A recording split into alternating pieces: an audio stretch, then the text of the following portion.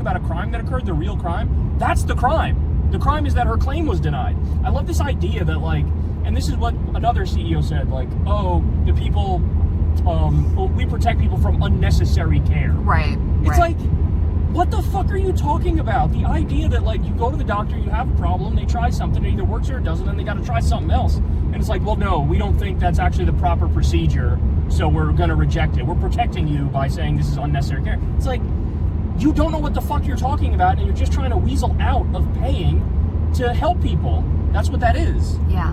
And by the way, Ken Klippenstein, who's been talking to a lot of, lower level employees, like the type of people who might be working in a call center, many of them feel the same way, if not more so, about this system than what you've seen online, because they don't want to be denying these claims. One of them, he told me, said that they had gotten off the phone sobbing because they have no ability to, change the determination from the healthcare company.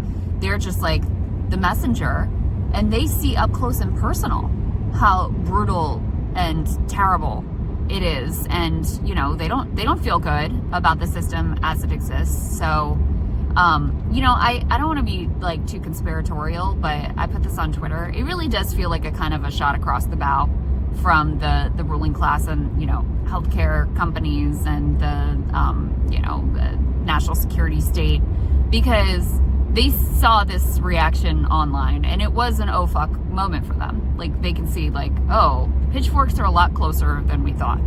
And so there have been some reaction that was like, hey, maybe, guess what, guys, we're still gonna pay for your anesthesia. Just kidding, not gonna make that new change. Yeah, claims they were going through for the first couple days. Right. That's where they all anecdotal, but people were like, everything's getting approved right now. So there was a little bit of that of like, just kidding, we're actually really great. We're not doing these terrible things we were planning to do up until this moment.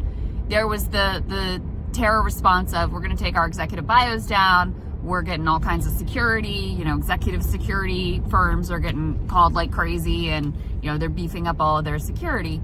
And then there's this response, which is, and we're going to have a police state crackdown on this kind of dissent and, rejection of the healthcare status quo. And it looks like this arrest in Florida, to me, it's meant to send a message. And you couple it with some new reporting that Ken is doing right now about how a lot of security state officials want to charge Luigi with, not just with murder, but with terrorism, domestic terrorism. Oh my which God. Then, is used as a pretext to, oh, we've got these anti-capitalist extremists. We need to be spying on them. We need to surveil them. We need to imprison them, et cetera, et cetera. And you can see how this gets out of control, because if you have a system with this level of dystopian inequality and daily casual violence, the only way you can sustain that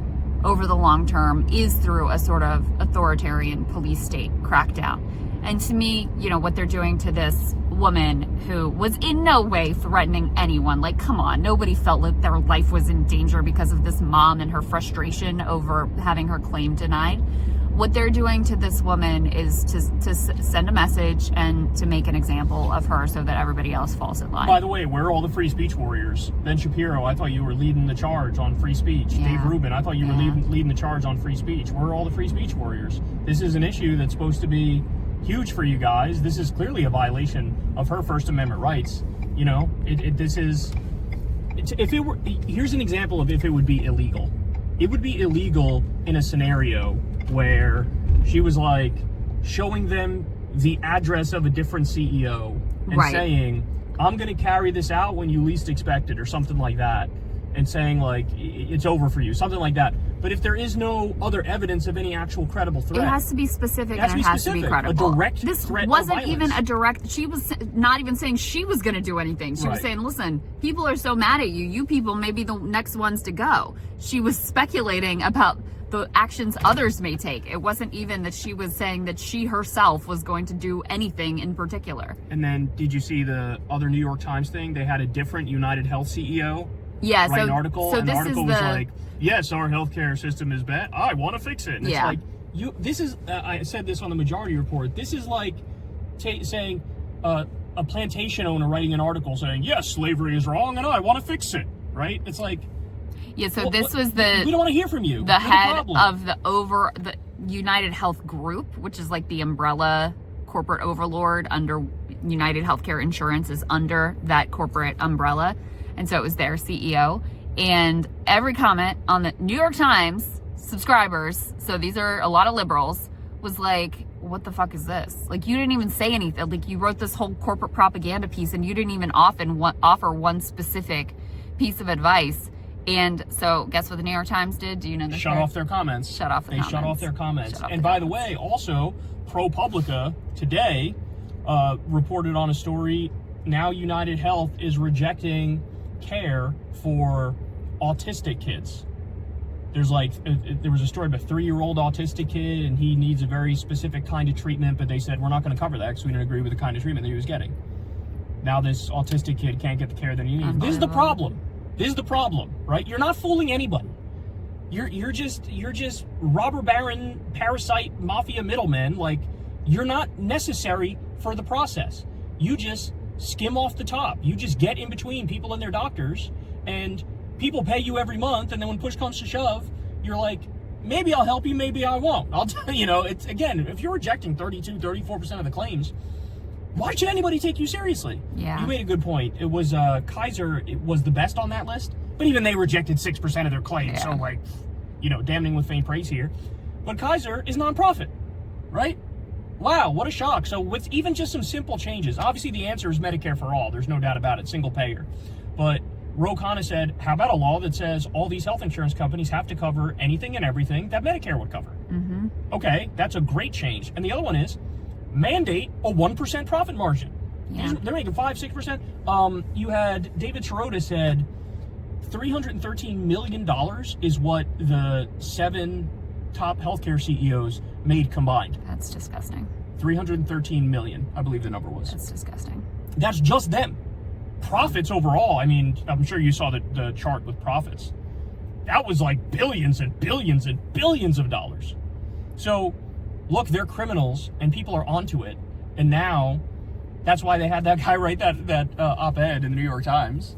And it's like, who do you think this is fooling, bro? It's so embarrassing for them to publish it, too. It is so embarrassing. They're captured. They get money from these people. Right. And if you had something interesting to say, maybe, but this was literally just like corporate propaganda that you decided to publish. Ben Shapiro released 3 videos on this topic. Every single one, his audience was like, go fuck yourself. He went after Bill Burr, because Bill Burr was like, yeah, make CEOs afraid again. That's basically what Bill Burr said. Yeah. And then there were 2 other videos where he was at. And by the way, doesn't address any of the actual arguments either as to what the problem is. He basically said the reason our healthcare is so expensive is because we're so rich. That's literally the argument he made. It was like, well, we use too much of it. And it's like, is that really the problem? Then why, if we use so much healthcare because we're so wealthy and there's no real problem here, why do we have such a low life expectancy? And he's just being dishonest. Why do we have such poor outcomes on almost every metric? He's being dishonest. He knows that millions of people are uninsured. He knows that 68,000 people die every year because they don't have access to basic health care. He knows that people are underinsured as well, which is a colossal problem. He knows the outcomes are worse. He knows we die 10 years younger compared to other developers. He's just lying. This is just a lie. He's just a corporate hack. He's just a propagandist. And the New York Times is doing their propaganda. And what you're seeing is nobody's fucking buying it anymore, man. Nobody's buying it. So, man, I don't know what else to say, but it's I feel bad for that woman in Florida. Yeah, that I'm sure she's going through it. It really is. It really is a shot across the bow. You're right. That really is them saying, you better shut the fuck up and fall back in line. Fall in line. But you know what? They got to be overreaching here. I've already seen people talking about we need to do a GoFundMe and we need to give her the money for the bond or whatever. It's utterly insane. Like, it doesn't even come close. And fuck the cops for going along with this bullshit, too. Oh, like, yeah. in no way. They're the henchmen for capital. That's in no way does this come close to meeting the high legal bar of being a credible threat. Like, no. Not even close. It's just free speech. She just criticized the healthcare companies and they don't like it. That's it. So I'm waiting on the free speech warriors. And by the way, if they go after everybody who's made similar comments to her, what are you going to arrest 80 to 90% of the people who commented on this online? Because that's what 80 to 90% of people were basically saying, the same goddamn shit. Everybody's got a horror story, of a bill not being paid, somebody going bankrupt, somebody dying from a claim being rejected. You can't keep a lid on this shit that long. As Elizabeth Warren correctly